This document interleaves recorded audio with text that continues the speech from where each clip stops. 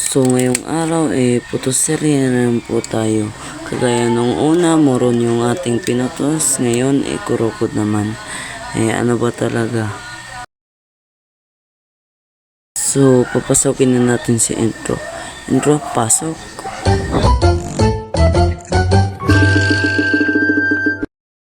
So kung magpansin nyo, wala pa ako sa video dahil inaayos ko pa po ang camera dyan.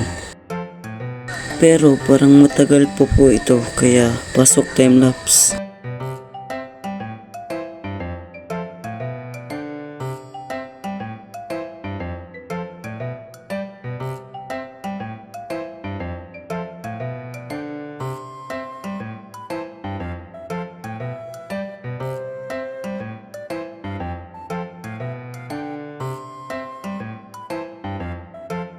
Umalis niya ako dyan at kumuha ng camera dahil nagpapa-video si Sis Betty para sa kanyang vlog.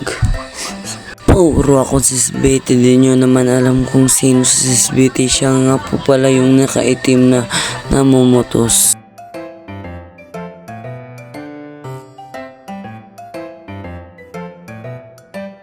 Matagal pa to kaya pasok timelapse.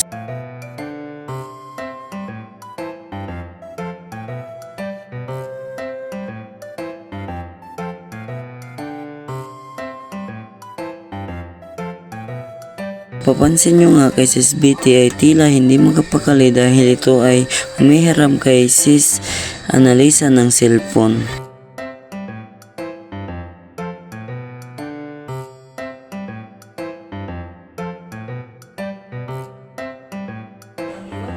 Kung mapapansin nyo nga dyan tawang-tawa kami dahil sabi namin ano to, nagko-contentant na lang tayo, sabi ni Jow Motovlog.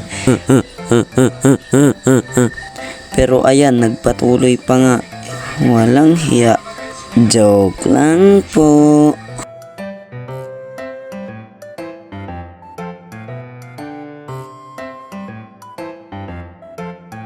Pero ayan, follow nyo nga siya. Sis Betty nga ang pangalan ng Facebook niya. At kung mapansin nyo nga kung saan namin to idadala, dito pala sa Caranas.